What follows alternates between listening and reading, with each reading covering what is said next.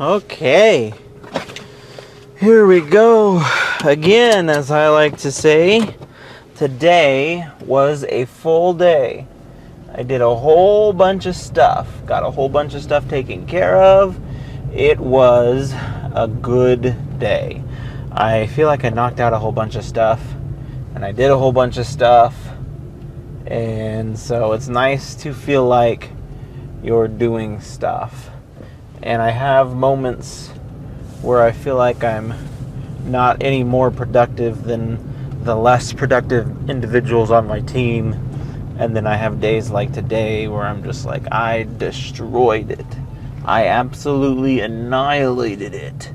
And so, yeah, it is good to have those kinds of days at work. If you're someone who at least cares a little bit about what you do, then to have one of those days feels pretty darn good.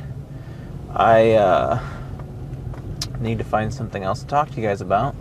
Today will probably be productive on a multitude of ways. I need to finish doing my taxes, which I hopefully will be able to do that. I couldn't find my receipts for my property taxes, but I think that I have my own way of figuring out what I paid, and so we'll give that a go, and then hopefully I can get that submitted and try my darndest to move on to bigger and better, more exciting things. My other goal, my other hope is to, let's see, what am I trying to say to you guys right now? My other goal, my other hope, well, I gotta make some food for the week. I've been eating on my food that was supposed to be dinner food for my lunches now, and I need to stop doing that. My viewfinder is a little crooked and hard to read. But, oops, I moved the camera more so than I intended to. So yeah, I'm gonna make some fried rice tonight. I'm gonna make some, I'm gonna finish my taxes. With any luck, I will finish this large video that I'm editing. That's like the one problem with large video edits, is that they take up a lot more time, and they completely block up my productivity in any other kind of capacity. So hopefully I can get these video edits done, and I can move on and start doing my more regular uploads again. And then hopefully these edited videos get at least a slight bit more attention than the other videos. So far has not been the case, but we will keep an open mind. See what let me see what my friend says.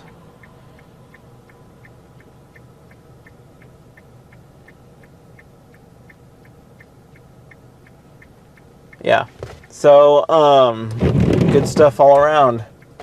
We will see what becomes of it. I've got exciting stuff that I am excited to announce and do with. And so, yeah, hopefully today will be just in a productive, adulting kind of day where I can make my fried rice for the week, make my finish my taxes, edit this video. I should check my high yield savings account. I've kind of forgotten about it, which is good. You don't want to be watching that thing like a hawk, but to the same end, like, it's nice to look at it every now and again and be like, hey, you over there, I see you over there. So a lot of financial experts say like your first 100,000 is your hardest to get, and once you hit that, like, earning anything more is easy. And like, I noticed that when I was running the numbers for how I thought the interest rates would go, and once I hit 100,000, it was just insane. But I don't think the interest rates work quite the way that I thought they did, and so that was disappointing. But it's still something, so to speak. And well, it's still a lot more than what I was getting, and it's more than the what is that called? The cost of living increase. And that's the big one that you want to beat. If you can put your money somewhere that is above 3%, then you are generally beating the cost of living increase. And like for the first time ever, I feel like my money is working for itself. And people always say that, and they're like, make your money work for itself. Make your money do its own work. And I never, I understood it, but I never saw, that much value into it until now that my money's actually doing it. I'm not getting rich anytime soon off of this, but it's I made $6 completely for free just because I have money sitting in an account somewhere. That's pretty cool. That feels pretty good. I could buy a $5 CD with that if I wanted to, but I'm not going to. I'm going to sit on it and I'm going to let it compound and compound and continue to compound until I get tired of seeing it compound and I decide to dip into it, or until I finally strike gold and don't have to do it anymore. But at any rate, it's a good feeling. And that's another exciting thing to think about is at what point in time do I pull away from work? Getting my time back is my biggest goal. And a lot of people say that when you know, you know. At some point in time, your passion projects will cut into your time more than your work does. And when that happens, that's when you need to make the call to be okay, I think it's time for passion projects to become the thing. And I wonder for how long I can keep up both. I worked 2 jobs for several years. I was working 13 and a half hours Monday through Friday, and I got very much so ahead in life because of that. And so now I'm tempted to wonder if I could essentially do the same thing.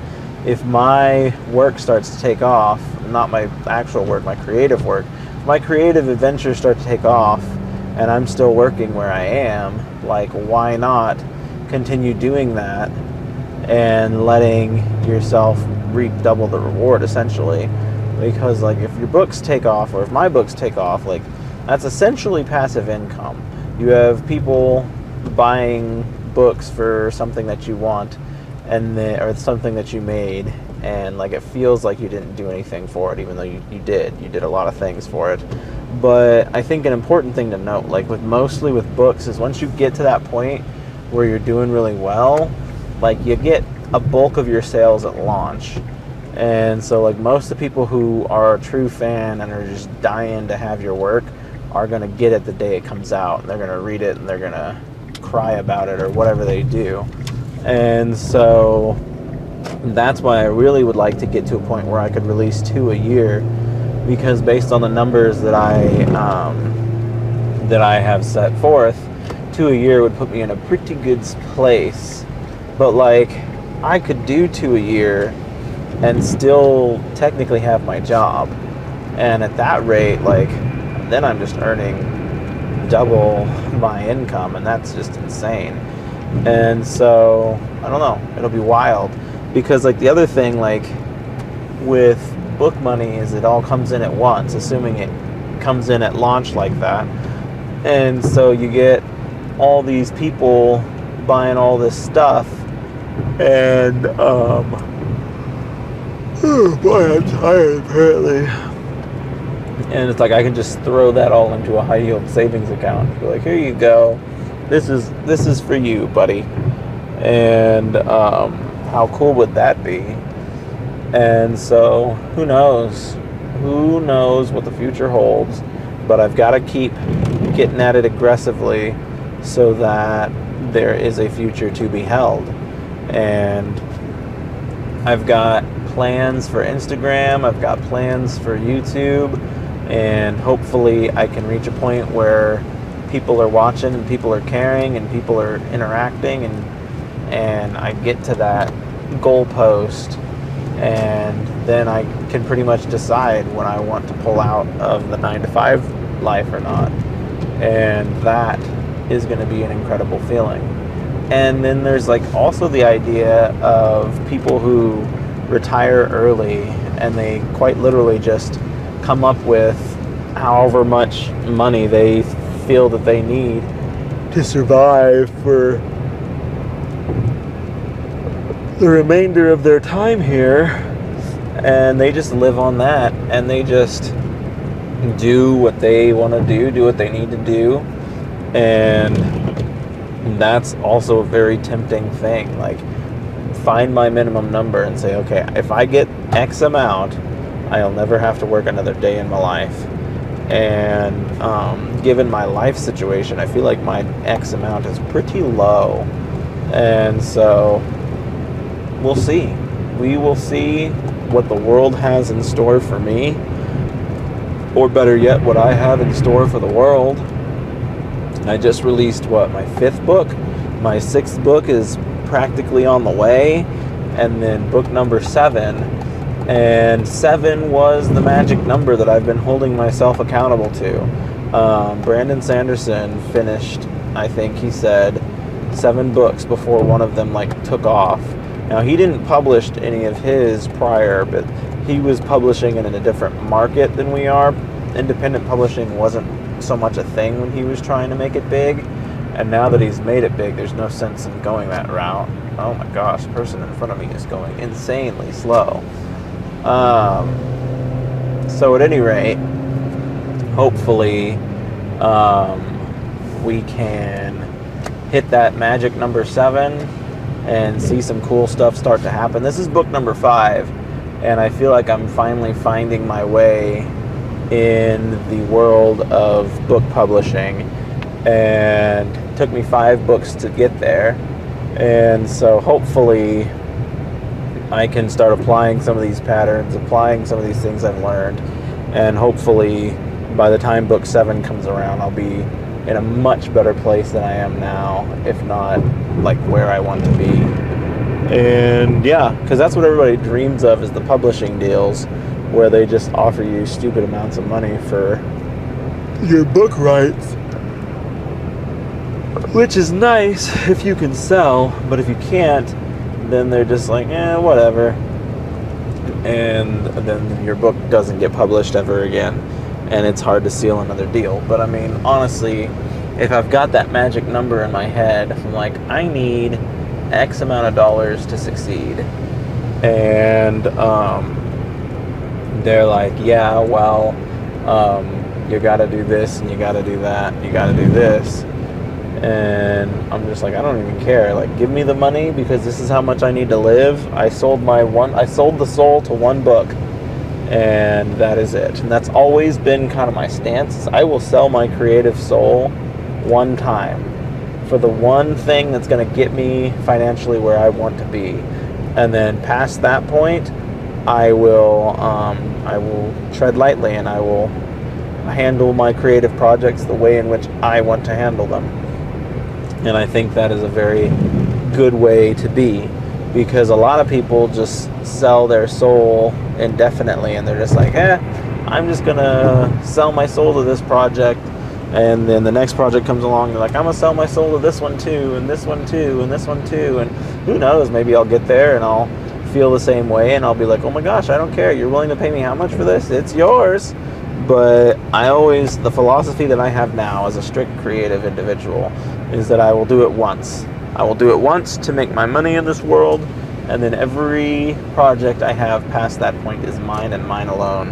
And so hopefully I can find a cool balance there, and I can start appealing to the world. A buddy of mine bought a copy of my book. I think this is the first book of mine that he's actually bought. And he, to my knowledge, hasn't started reading yet, but I'm very excited to see what he thinks, because he is a reader, and he has not read any of my books yet. And I'm like, oh, I hope you like it, bud. And so we'll see what he says. I feel like it's something he could enjoy. It kind of reminds me of like a more adult, longer version of Goosebumps, and he and I both really enjoy the Goosebumps franchise. And like it's got lore and it's got fun moments to it. So hopefully we can get that all figured up and he'll enjoy it and he'll be my new biggest fan, and he can tell the world that I am great and that everybody needs to read my books. He bought my hardcover actually, which surprises me because it was like a $25 book, which I would not normally charge that much for a hardcover, but they cost an insane amount to print. It's like $10 just to print the dang thing, and then I have to price it up in such a way that I get a $5 profit, which means that I more often than not need to double my profit cost. So 10 plus 10 is at least 20, and then there's probably some other weird percentage in there that I'm giving up. And so, but yeah, good for him. And so hopefully, and it'll be an interesting month, that's for sure. Now that I'm doing this publishing thing, I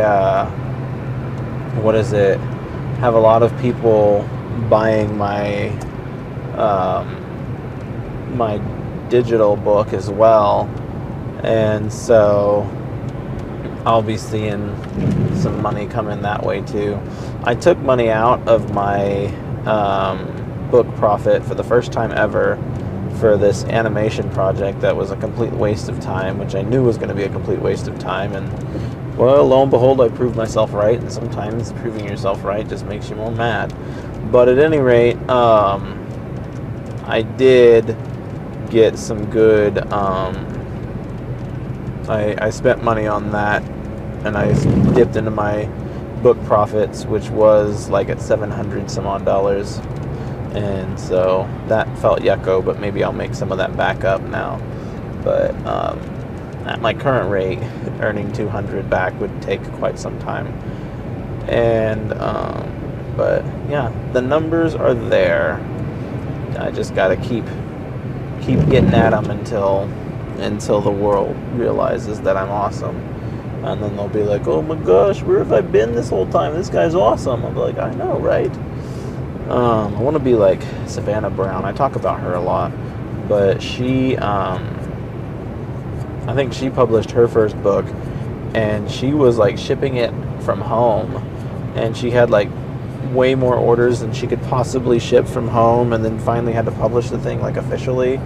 And I was like, that would be so cool, like to have that Cinderella moment. That's what I call it, the Cinderella moment.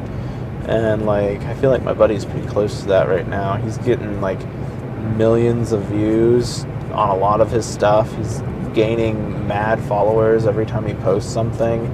And like Bill Skarsgård's brother reached out to him saying that he loved his art, and I was like, how do you not see that as a successful sign? So I mean, I guess it's hard when you don't see the reap the rewards of it just yet. Like he has been trying at this for many years. He's 42 now, and for him, he's just now finally starting to see some level of progress.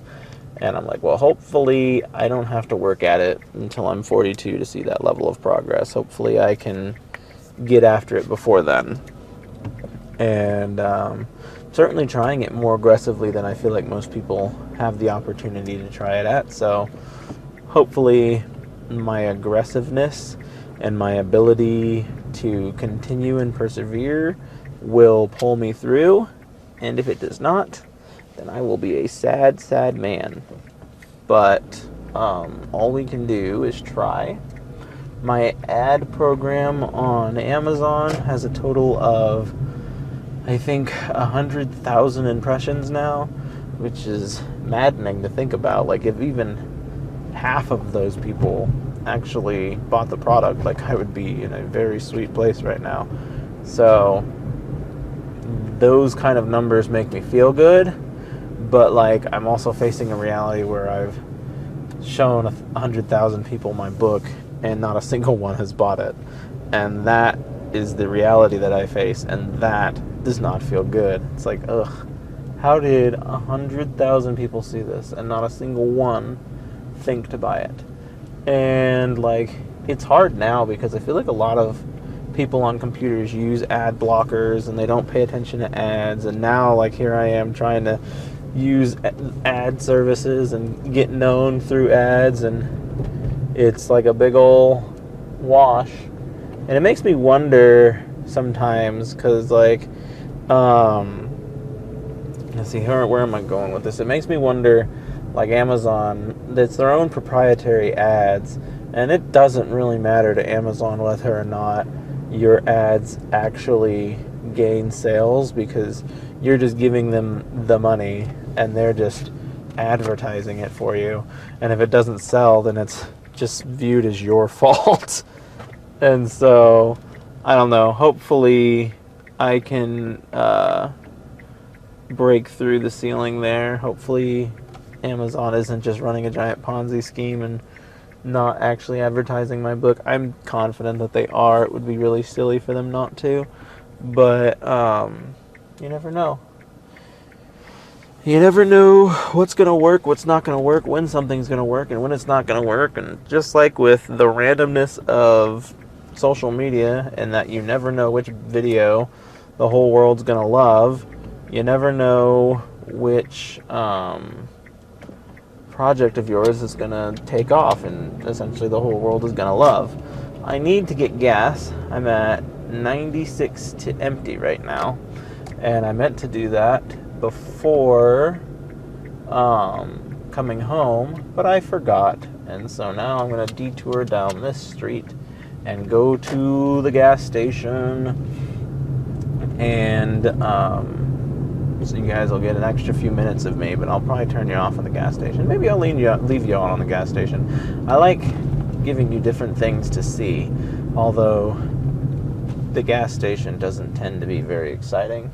Driving in general doesn't tend to be very exciting, so if you guys are like, you know, these conversations are nice, but if you could find something worth watching while you do it, that would be helpful.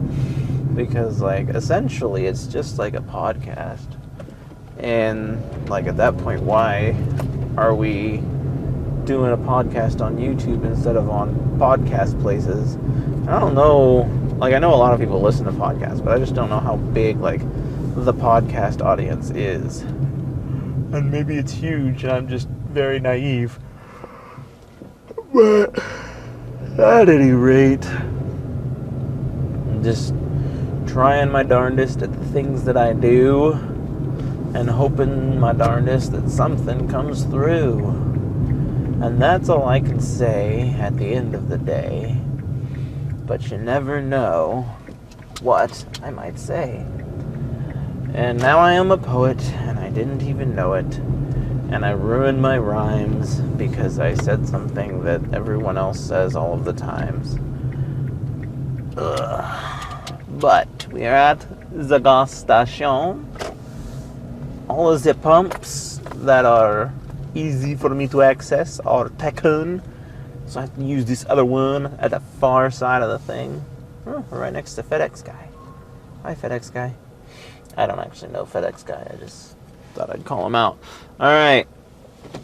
I'll see you guys when I get back in this car. And I'll have more gas when I get back, too. Ooh. Aye. Ooh.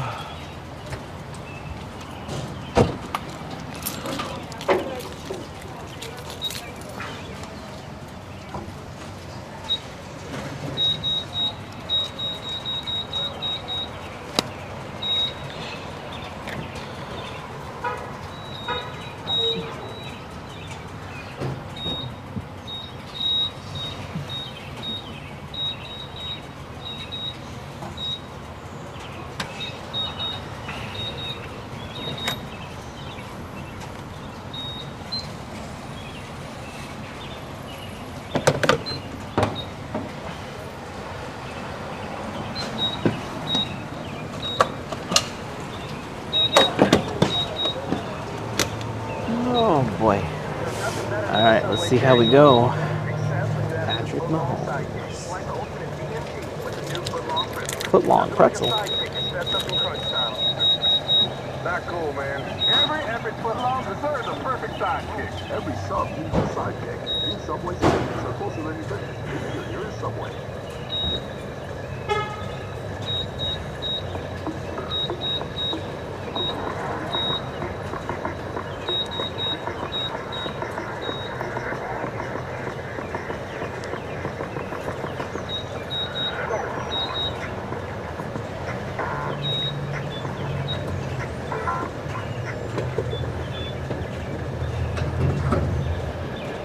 Wendy's breakfast 2 for 3 is so good. Crew is giving every combination code. Squared. Egg and cheese biscuit and sausage biscuit. 2 biscuits.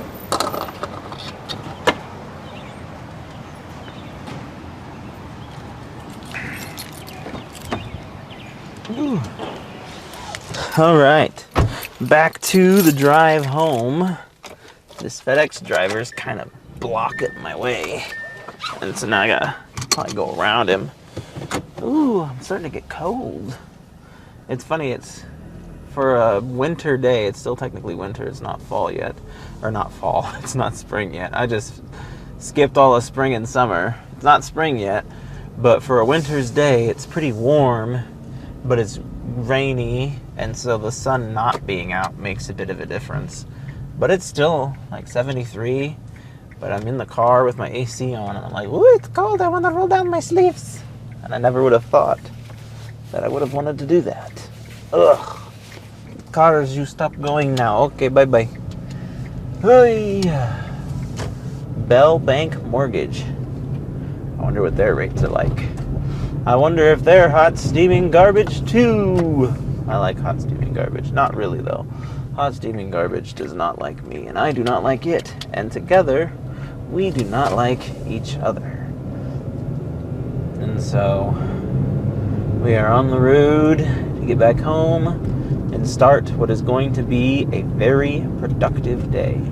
I have spoken it into existence, therefore it must be so. The day will be productive, and I will be a happy, productive man, and the whole world will look upon thee with jealousy. I will say yes. Yes, I am productive.